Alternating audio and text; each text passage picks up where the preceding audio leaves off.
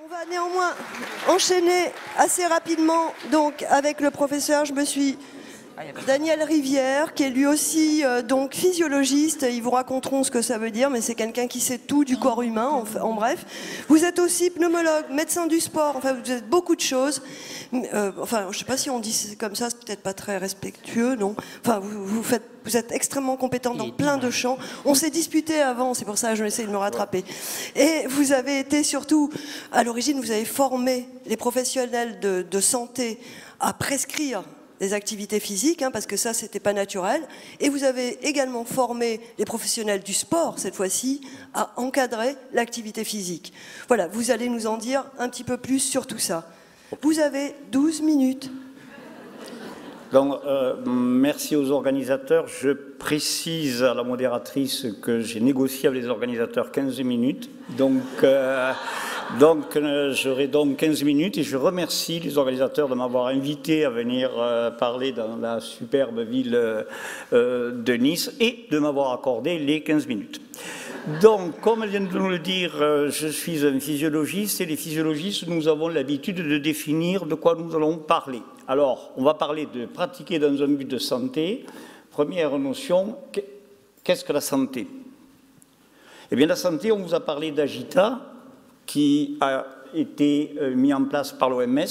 La définition de l'OMS, c'est que la santé est un état de complet bien-être physique, mental et social, et ne consiste pas seulement en une absence de maladie ou d'infirmité. Donc, moi, je vais insister sur le bien-être. Alors, si nous continuons à définir les bénéfices physiques, eh bien, les bénéfices physiques, on les connaît. Ce sont des bénéfices cardiovasculaires. Je vais passer très vite là-dessus puisque je suis surveillé au point de vue de temps. Donc on a une amélioration du cœur, on a une amélioration des petits vaisseaux qu'on a dans les muscles qui travaillent, on a une meilleure oxygénation cellulaire.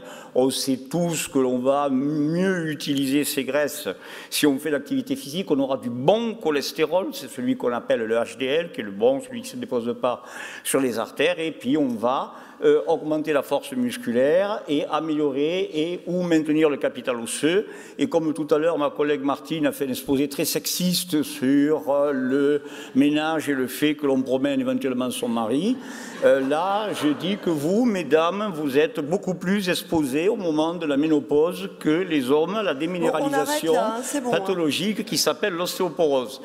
Donc, mesdames, vous avez intérêt à faire de l'activité physique et avoir un capital osseux le plus élevé possible pour limiter ces problèmes liés à l'ostéoporose. Mais je vais peut-être insister davantage sur le côté mental et social.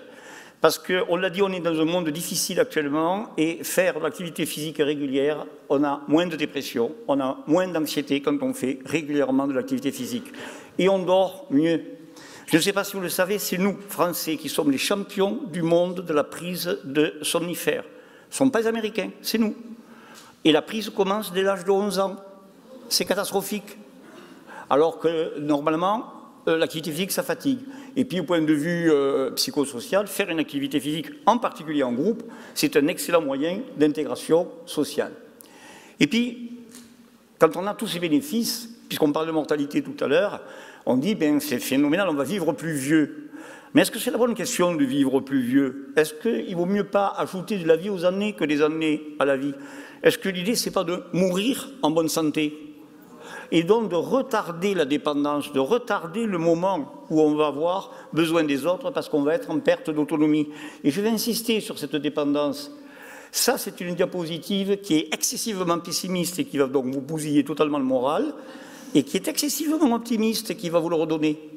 Le côté pessimiste, c'est que quand on regarde l'évolution de la capacité en endurance avec l'avancée en âge, qu'on soit un sportif de haut niveau comme M. Diagana ou de bon niveau comme la majorité des gens ici ou moyen comme moi, eh bien, nous voyons que nous diminuons avec l'âge. C'est catastrophique.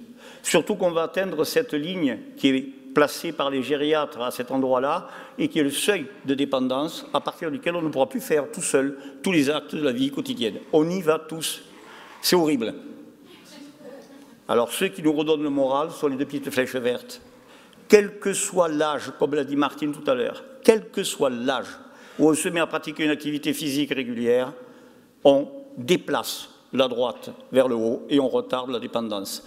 En d'autres termes, il n'y a pas d'âge pour ne pas commencer à faire de l'activité physique régulière.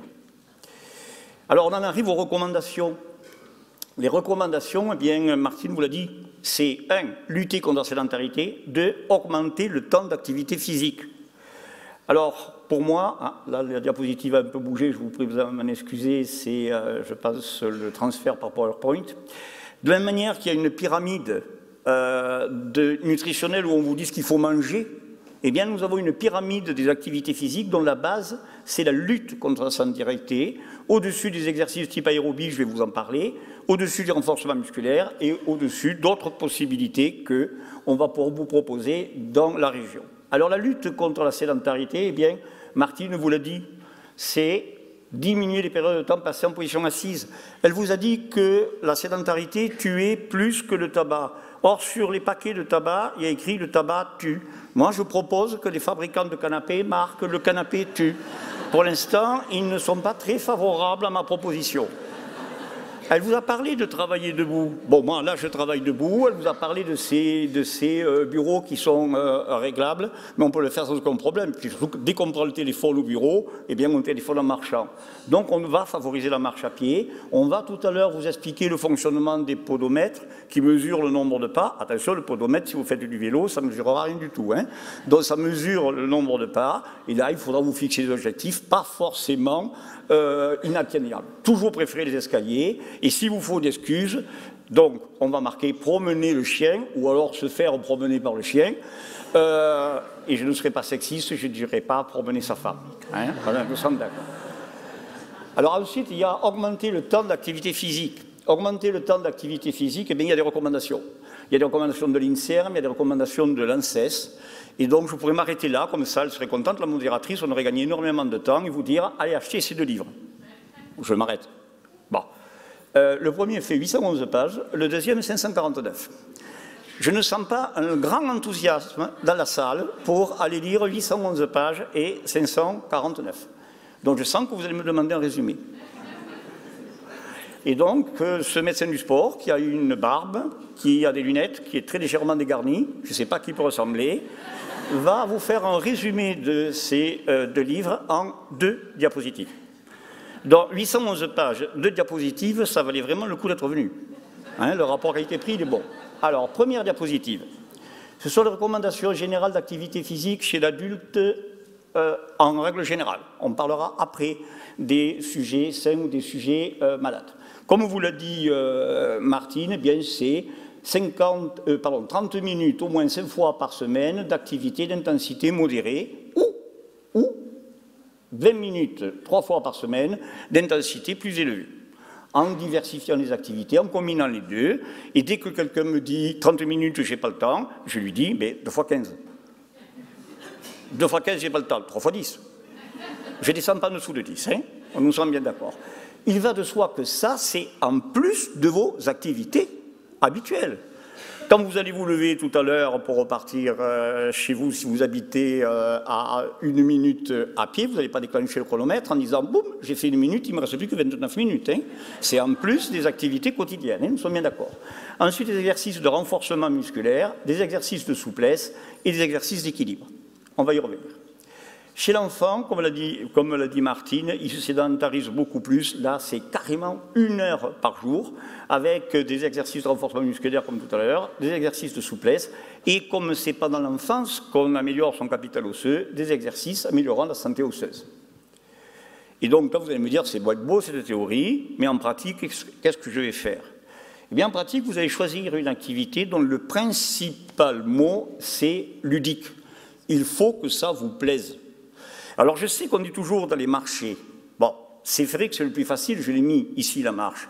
Mais il y a des tas de gens qui n'aiment pas marcher. Et puis un jour, il y a un patient qui m'a dit « Oui, d'accord, marcher, tout seul, pour aller où ?» Donc, l'idée, c'est que vous choisissiez un sport qui vous plaise et que vous puissiez pratiquer. Ici, à Nice, vous avez absolument tout.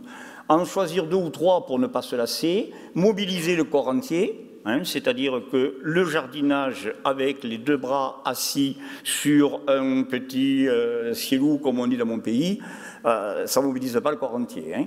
On prend des activités à faible risque traumatique, la marche, parce que c'est le plus facile à faire, la natation à Nice, vous êtes hyper bien placé, la gymnastique, le vélo, avec actuellement la possibilité d'utiliser les vélos à assistance électrique. C'est vrai que quand on a un petit surpoids et que la route monte un tout petit peu, le vélo, ça passe mal. On met l'assistance électrique, soup, on passe et on continue. Et au fur et à mesure qu'on s'entraîne, on se rend compte que dans certaines côtes, on ne met plus l'assistance électrique. Et là, on se rend compte de ces progrès. Et il y a actuellement des programmes où on finance une partie du vélo électrique dans certaines régions de France. Et puis, ce qui est important, c'est le volume que vous allez faire dans la semaine. Et ça, c'est un article anglais où je me suis amusé à traduire les conclusions de l'article directement de l'anglais au français, sans passer par les fioritures de langue française où on met en général 10 mots, alors que les Anglais en emploient 3. La sédentarité, bénéfice pour la santé, aucun. La sédentarité est mauvaise pour la santé, on n'avait pas besoin des Anglais pour ça, on l'avait trouvé tout seul. Moins de 150 minutes, c'est ce que vous disiez tout à l'heure, Martine. Il y a déjà des effets notables. Donc, un bas niveau d'activité est mieux que rien. Dès que vous bougez, vous avez des effets bénéfiques. De 150 à 300 minutes, les effets sont substantiels. Pardon. Et donc là, c'est le pragmatisme anglais. Plus est mieux que peu. Et plus de 300 minutes, eh bien ça, c'est une chose nouvelle. C'est qu'il y a encore des effets additionnels. C'est-à-dire que ça ne plafonne pas les bénéfices. Plus vous en faites, plus vous aurez de bénéfices et il n'y a pas de niveau où apparaîtrait un danger. Alors, bien sûr, on vous a parlé d'intensité modérée, d'intensité élevée. Comment on va contrôler l'intensité? On vous a tous dit, bon, ben, il faut pouvoir parler sans difficulté. Bon, moi qui viens de Toulouse et qui est la Tchatche, j'arrive à marcher et à parler sans difficulté de façon suffisamment intense. Alors, on va dire que parler sans difficulté, c'est pour les exercices modérés, mais que quand vous arrivez à ne plus parler sans difficulté, pardon, quand vous arrivez à ne plus chanter, là, l'intensité est élevée. Donc vous le testerez vous-même, c'est donc parler sans difficulté, mais il est impossible de chanter. Plus rigoureux, ce sont ce qu'on appelle les échelles de Borg, et ça, les sportifs qui vont témoigner tout à l'heure le connaissent parce qu'eux, ils fonctionnent aux sensations, les sportifs. Donc on demande à quelqu'un, sur une échelle de 0 à 10, de chiffrer comment il ressent soit son essoufflement, soit la douleur musculaire, soit la difficulté de l'exercice. S'il ressent entre 3 et 4, c'est modéré. S'il ressent entre 5 et 7, c'est intense. Et puis, il y a quelque chose que vous a présenté dans une diapositive tout à l'heure, Martine, qui est le MET. Qu'est-ce que c'est le MET? Eh bien, le MET, c'est le Metabolic Equivalent of Task. C'est-à-dire, les Anglais, ils ont décidé que la dépense énergétique de repos, c'est ce que vous faites actuellement. C'est un sujet assis au repos, et c'est l'unité de dépense énergétique. Et toutes les activités seront des multiples de mètres. C'est-à-dire que si vous faites jusqu'à 3 mètres, l'intensité est faible, jusqu'à 6 mètres, elle est modérée, et au-dessus de 6, elle est élevée, et vous trouverez sur Internet des tas de tableaux où vous voyez que dormir, j'ai entendu tout à l'heure quelqu'un qui disait la position allongée, qu'est-ce que c'est? Bien, dormir, c'est moins d'1 mètre, puisque là, vous êtes quand même éveillé. Regarder la télévision, c'est 1 mètre. Ce n'est pas franchement actif. Sauf quand je regarde le Stade Toulousain qui n'arrête pas de perdre et que je tourne autour de la télévision, où là, je dépense davantage d'1 mètre. Vous voyez ensuite un certain nombre de valeurs. Et pour Diagana, course à pied supérieure à 17,5 km/h, lui, c'est ce que c'est. Je pense que la majorité d'entre vous ne pourront pas courir à 17,5 km/h. Et puis le dernier, bon, ça a bougé, les diapositives, je suis désolé, le plus scientifique, c'est la fréquence cardiaque cible. Et c'est ce qu'on va le plus souvent appliquer aux patients, à ceux qui ont des pathologies chroniques. Alors, comment connaître cette fréquence cardiaque cible? Eh bien, on va faire un tout petit peu de physiologie, juste pour embêter la modératrice. Lorsque vous faites une activité physique, votre cœur s'accélère. Il s'accélère, jusqu'à un moment donné où il ne peut plus s'accélérer. Il atteint ce qu'on appelle sa fréquence cardiaque maximale. Ça marche pour tout le monde? Oui? OK. On a dit que la référence en termes d'intensité, ce serait la puissance d'exercice pour laquelle on atteignait cette fréquence cardiaque maximale. Ça marche? Donc là, vous êtes à 100% du maximum que peut faire votre cœur. C'est bon pour tout le monde? Il y a une formule théorique qui dit que la fréquence cardiaque maximale, c'est 220 moins l'âge en année. Si vous avez 20 ans, votre cœur, théoriquement, il peut battre jusqu'à 200. Si vous avez 80 ans, il peut battre jusqu'à 140. dont l'idée reçue qu'on lit dans des livres en disant aux gens « ne dépassez pas 130 parce que jusqu'à 130, ce n'est pas dangereux », c'est stupide. Si vous avez 20 ans, vous pouvez aller jusqu'à 200, 130, ce n'est pas dangereux. Si vous avez 80 ans, vous pouvez aller jusqu'à 140, 130, c'est vachement dangereux. Donc, on va personnaliser. Alors, comment on va personnaliser? Eh bien, on va utiliser une règle simple de terrain, qui est ce qu'on appelle la fréquence cardiaque de réserve ou réserve de fréquence cardiaque, à savoir que c'est la fréquence cardiaque maximale, là où votre cœur peut aller, moins la fréquence cardiaque de repos, là où il part. Et comme on part du principe que chez un sédentaire, la différence entre intensité modérée et intensité élevée, c'est à peu près 50%, eh bien, si vous voulez faire un exercice à 50% de votre maximum, eh bien, vous allez utiliser 50% de votre réserve. Pour que vous compreniez bien, on va prendre un exemple numérique rapide. Prenons un sujet de 60 ans. Vous êtes en période postprandiale, vous n'avez pas de calculette, alors je vais vous aider. La fréquence cardiaque maximale, c'est 220 moins 60. Là, j'ai appuyé 2 fois, ça fait 160. Et si on a une fréquence cardiaque de repos normale, elle est de l'ordre de 70. Rapide calcul, 160 moins 70, ça fait 90. Donc ça veut dire que quand vous avez du repos à votre maximum, vous accélérez votre cœur de 90 battements cardiaques.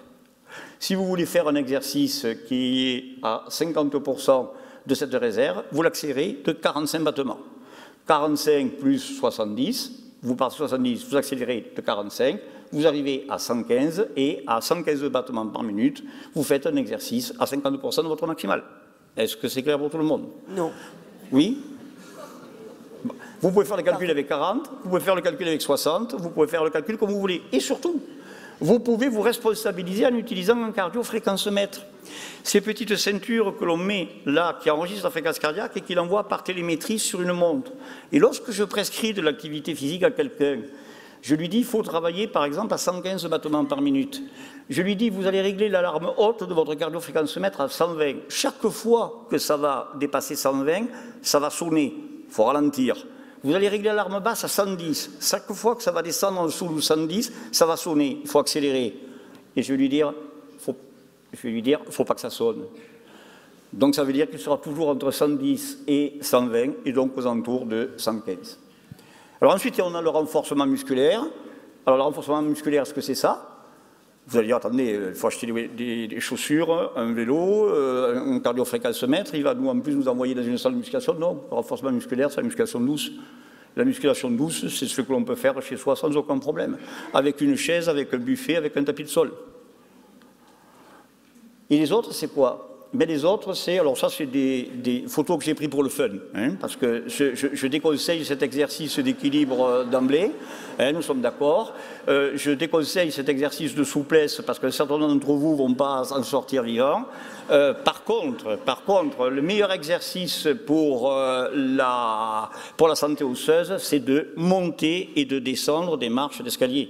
Chaque fois que vous montez, vous appuyez sur vos os. Chaque fois que vous descendez, vous appuyez sur vos os. Et en plus, vous faites ce qu'on appelle contraction excentrique, vous vous musclez. Et puis, éventuellement, si vous n'êtes pas prêt d'emblée à faire tout ça, pour tous ceux qui ont des problèmes articulaires ou des douleurs, il y a tout l'élément aquatique à Nice, vous êtes excessivement bien placé. Actuellement, on met tout au fond des piscines, on met des vélos, on met des tapis, on peut tout faire. Hein.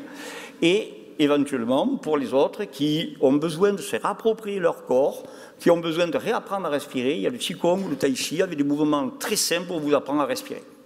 Donc voilà en gros ce qu'il faudrait faire. Et la conclusion, ben, ce n'est pas moi qui vais la faire, je vais la laisser faire à Jacques Brel, qui avait écrit « Un homme, c'est fait pour être mobile, c'est pas fait pour s'arrêter, c'est fait pour mourir en mouvement éventuellement. Un homme, c'est fait pour bouger, et le malheur vient de l'immobilité, toujours. » Merci de votre attention. Merci infiniment. C'était bien sûr extrêmement intéressant. On va réserver le temps de parole pour après Diagana, mais juste une question, si vous permettez, le temps que Stéphane Diagana rejoigne. Je vais juste vous demander, on est beaucoup plus sédentaire que les générations qui nous précédaient et on meurt plus vieux. Alors, sur la sédentarité, je sais déjà que Stéphane va vous démontrer qu'on est beaucoup plus sédentaire. Mais le problème, c'est qu'il ne faut pas confondre l'augmentation de l'espérance de vie avec l'augmentation de la sédentarité. Si on meurt plus vieux, c'est qu'on a diminué de façon considérable la mortalité néonatale. C'est qu'on a des progrès de médecine qui font que certaines maladies qui avant tuer très jeunes maintenant permettent de vivre à un âge excessivement avancé.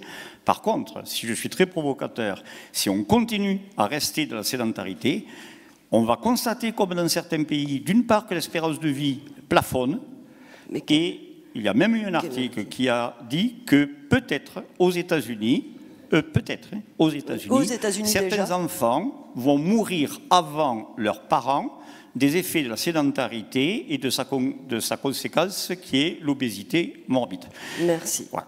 Donc, on va en reparler lors du débat, mais effectivement, c'est une réponse que j'attendais. Gardez le micro et asseyez-vous, rejoignez la petite boule. Stéphane Diagana, vous êtes... bien sûr, moi je me lève. Hein. En fait, finalement, je suis beaucoup plus à l'aise que ça. Si quelqu'un veut échanger entre la boule et moi, c'est d'accord. Enfin, la boule et moi. La boule et son siège. Stéphane Diagana, vous êtes un immense sportif, hein, un des 3 seuls champions français d'athlétisme, champion olympique. Pardon ? Champion du monde. Champion du monde français. J'ai pas mis au bon endroit français non, ou du monde. C'est Pardon, excusez-moi, j'ai pas vu. Ouais, on peut applaudir. Ouais. Ouais. Mais il paraît que c'est génétique, il doit rien à lui-même. Non, je plaisante. Donc, mais vous êtes par contre très très tôt investi dans le sport comme vecteur de santé, et vous êtes même allé beaucoup plus loin puisque vous avez été à l'origine d'une étude scientifique pour évaluer le sport sur les maladies chez les malades atteints de maladies cardiovasculaires.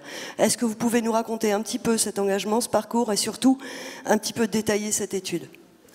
Oui, bonjour à toutes et à tous. Donc, j'ai grand plaisir à être là avec vous aujourd'hui.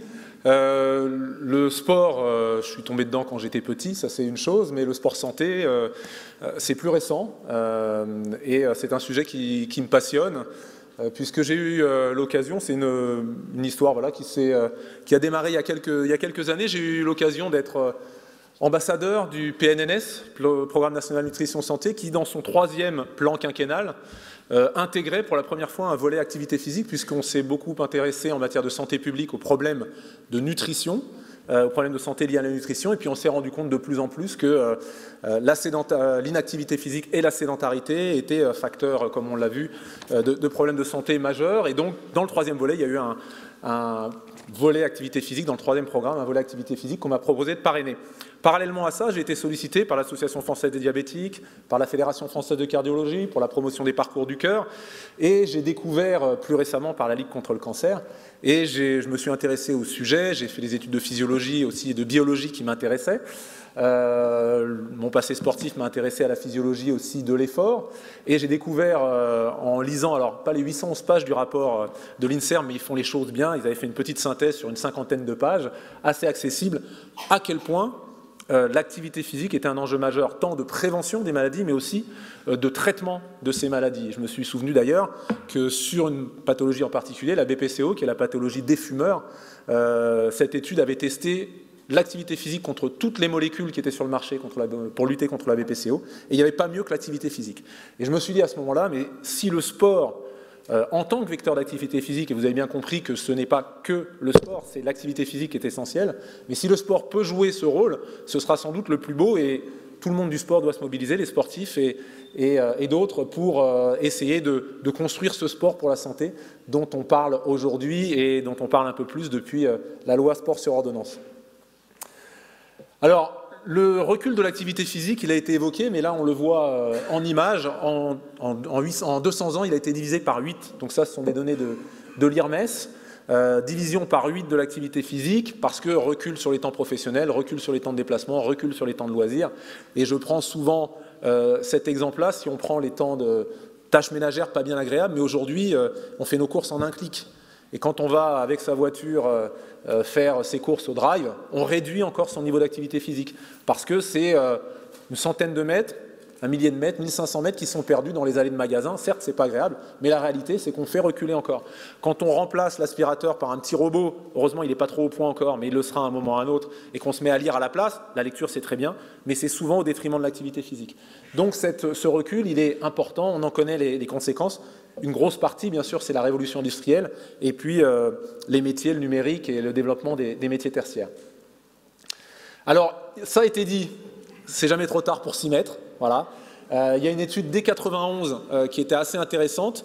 C'est Cort qui l'avait faite, cette étude, qui avait remis à l'activité physique une population, un groupe de personnes entre 60 et 71 ans. Ils les avaient remises à l'activité physique pendant 9 à 12 mois, à raison de 3 fois par semaine. Ils ont réussi à faire passer leur capacité, leur cylindrée cardio-respiratoire, ce fameux VO2 max dont vous a parlé le professeur Rivière avec ses courbes qu'on voyait descendre, c'est vraiment votre capacité à bouger sur le plan cardio-respiratoire. L'autre élément, bien sûr, c'est la dimension musculaire. Eh bien, il a réussi à faire passer de 24, le seuil de la dépendance est à 15 de VO2 max sur cet indicateur, à 48. C'est-à-dire que c'est une seconde jeunesse qu'il a redonnée à ces personnes. 48, c'est peut-être ce qu'ils avaient connu, non pas à 60, mais à 40 ou 45 ans. Donc ça change complètement les perspectives de votre quotidien et des activités que vous pouvez partager avec vos enfants, avec vos petits-enfants. Donc c'est pour ça que c'est intéressant. Et puis ça a été dit, il a démontré aussi à ce moment-là, c'est déjà il y a plus de 25 ans, qu'il y avait une égalité de hommes-femmes, de réaction au stimulus de la remise à l'activité physique. Mais attention, voilà, le problème c'est que ça doit s'inscrire au quotidien et en permanence, c'est-à-dire qu'on perd les effets aussi vite qu'on peut les gagner. Donc ça doit s'installer, comme on l'a dit, dans le quotidien, par les temps de loisirs, mais par les choix que l'on fait quand on voit un escalier, on voit un ascenseur. Est-ce que ces 2 étages, je ne peux pas les faire en marchant, je ne suis pas chargé, je n'ai rien dans les bras. Effectivement, si on a un paquet de 50 kg dans les bras, l'ascenseur est le bienvenu, mais réfléchir à tout ça et reconquérir au quotidien du mouvement dès qu'on le peut. Donc voilà, il ne faut pas abandonner et être persévérant.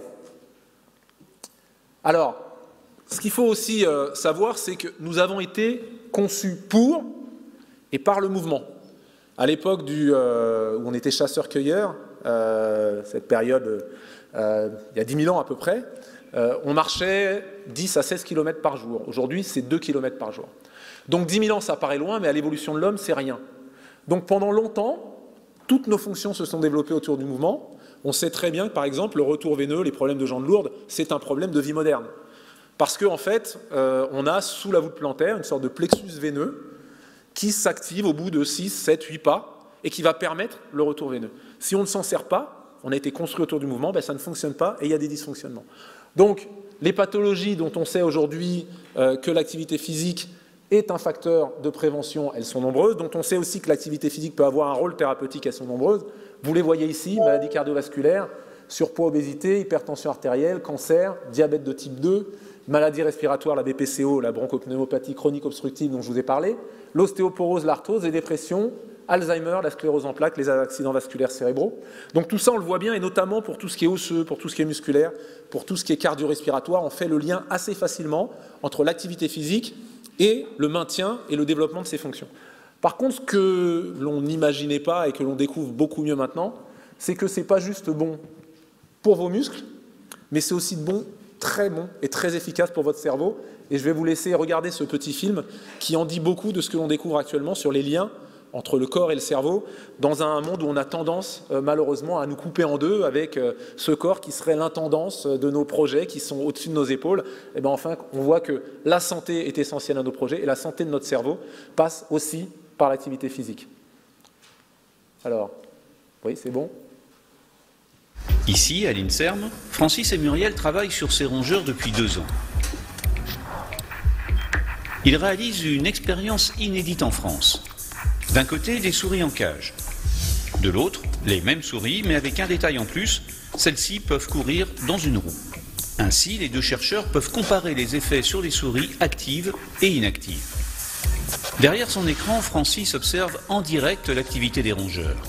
Il court en moyenne 5 heures par jour. 654 mètres. Ensuite, c'est Muriel qui prend le relais. L'avantage de la souris, c'est l'accès rapide à son cerveau post-mortem. Dans son microscope, Muriel observe et analyse les cellules nerveuses de l'hippocampe qu'elle a prélevées sur les 2 types de souris. Et la différence est flagrante. Sur cette image, une souris sédentaire. Et sur celle-ci, une souris active. Ici, on voit bien que les neurones sont en nombre nettement plus important. Il semblerait qu'il y ait une augmentation de la vascularisation cérébrale au niveau du cerveau, ce qui permettrait d'apporter beaucoup plus de nutriments à cette structure particulière. Et ces nutriments, ces facteurs de croissance, aideraient donc à la création de nouveaux neurones.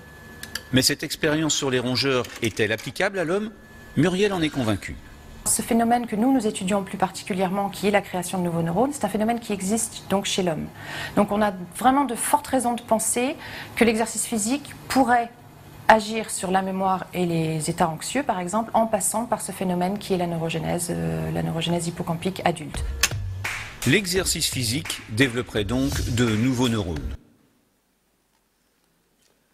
Voilà, donc vous voyez qu'il y a bien un lien entre les deux, on en découvre d'autres, on voit aussi, on sait maintenant que le muscle est capable lui aussi, par son activité, d'interagir indirectement sur d'autres tissus qui sont proches. Donc on n'est pas au bout de nos découvertes, mais il faut nous voir dans une globalité, et tout ça, cette zone qui est l'hippocampe, c'est une zone qui est clé dans les problèmes de maladie d'Alzheimer notamment. Donc il y a probablement des liens qu'on est en train d'établir entre la maladie d'Alzheimer et notre civilisation qui est devenue très sédentaire.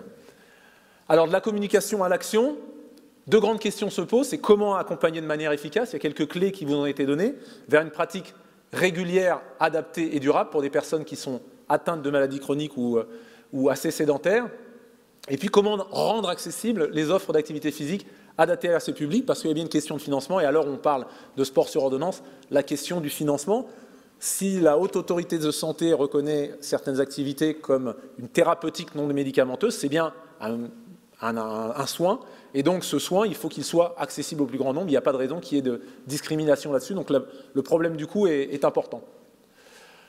Alors du coup, on s'est lancé dans une étude, le projet As du Cœur, où on a inclus des patients coronariens, les MCV, maladies cardiovasculaires, pour développer des programmes adaptés, mettre en place des outils adaptés, des formations adaptées aussi, avec des spécialistes côté médecine sur les maladies cardiovasculaires et des spécialistes de l'activité physique. Donc on s'est rapproché du CHU, vous voyez tous les partenaires, du RSI aussi, du l'AMES, qui est le laboratoire de l'université de Nice-Sophia Antipolis, laboratoire dépendant du STAPS.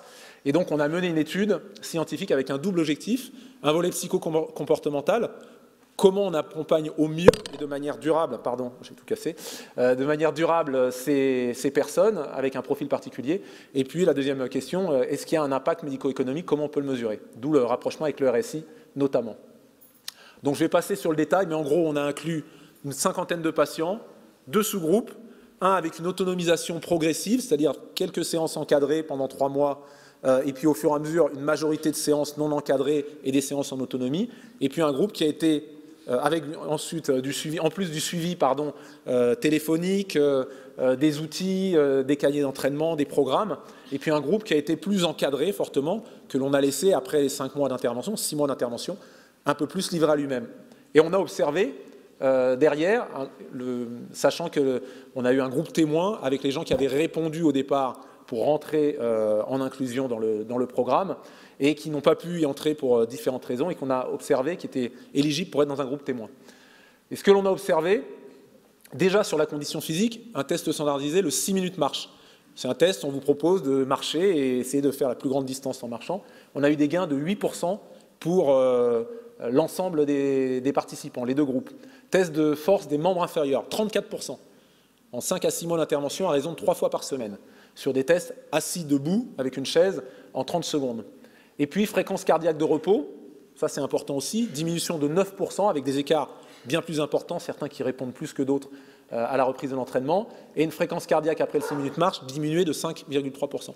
Donc ça, ce sont des indicateurs, mais les gens ont pu traduire ça en confort de vie par rapport à des tâches du quotidien. L'impact significatif de la méthode d'autonomisation, je vous le disais, la qualité de vie à 12 mois après le début du programme a été améliorée sur le programme d'autonomisation progressive, et l'assiduité pendant la durée du programme, du fait du maintien et du soutien téléphonique, 62% pour le groupe A, 45% pour le groupe B. Donc il y a eu vraiment un plus au programme d'autonomisation progressive. Alors la limite des outils scientifiques, je ne vais pas m'attarder, mais c'est vrai que tout ce qui est mesure de l'activité en pratique avec les accéléromètres, ce n'est pas si simple que ça au quotidien quand on veut les mettre en œuvre. L'impact sur les dépenses de soins n'a pas pu être démontré, sans doute un échantillon trop faible et une période d'intervention trop courte. Et on a une étude Cali en cours, c'est une méthode en fait anglo-saxonne qui permet de mesurer, de comparer des interventions entre elles sur le plan de leur efficacité rapportée à leur coût. Et donc l'étude est en cours et on attend les conclusions de cette étude, mais il semblerait qu'il y ait des choses intéressantes de ce côté-là. Le coût du programme, 600 à 1000 euros par personne et par an, mais si on rapporte ça à la séance, c'est 6 à 10 euros par personne pour une séance de cette qualité avec un taux d'encadrement qui est de 10 personnes encadrées par un professionnel formé. Donc si on rapporte à l'heure ou l'heure et demie passée, ce n'est pas si cher que ça, mais malgré tout, il faut se poser la question de la prise en charge de ce genre de pratique pour ceux qui sont en difficulté sur le plan financier.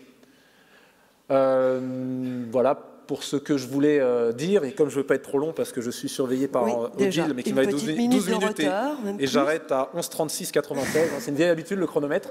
Je vais passer je vais passer la parole peut-être. Ah ben bravo, mais on peut vous applaudir puisque c'est fini quand même. Merci. Oui. On va enchaîner assez rapidement, mais juste une question, moi ça m'a interpellée. Vous disiez finalement que les hommes, nous, on a été sélectionnés pour une capacité génétique à bouger, puisque nos ancêtres, justement, vous disiez qu'ils avaient des caractéristiques qui étaient adaptées au mouvement. Donc on paye encore plus cher la sédentarité qu'on l'imagine, parce que c'est inadapté à notre physiologie. Oui, c'est complètement inadapté. On s'est arrêté de bouger très violemment. 10 000 ans, c'est rien. Très vite. La première sédentarisation, ça a été l'agriculture, ça a été parce qu'on est passé du mode chasseur-cueilleur. Et puis après, il y a eu la révolution industrielle, plus que l'on connaît ces dernières années. Et ça a des conséquences énormes parce qu'on a à peu près les mêmes mammifères qu'il y a 10 000 ans. Et une fois de plus, on a été structuré. J'ai donné un exemple et on voit bien l'interaction entre l'activité physique et le cerveau. J'ai parlé du retour veineux, mais on pourrait en définir beaucoup d'autres. Donc on a été conçu par et pour le mouvement. Et on était sans doute les prédateurs les plus redoutables parce qu'on chassait à l'épuisement. Il y a certains chercheurs qui ont établi ça. On a une structuration qui fait qu'on était capable de chasser à l'épuisement. Donc on a des capacités qui sont extraordinaires. Et je vais me faire l'avocat du diable. Alors, est-ce que nos futures générations ne vont pas être, elles, adaptées à la sédentarité ? Le problème, c'est la vitesse. La capacité d'adaptation à des changements violents, donc dans des temps très courts. Et l'évolution, on sait que ça se fait sur des grandes périodes. Et c'est très peu probable qu'on soit fait pour ça et qu'on s'adapte à ça. D'accord, très bien. Merci. Ah, pardon, oui, bien. En 40 000 ans, en 40 000 ans, nos gènes ne se sont pas modifiés d'une paire de bases. Voilà.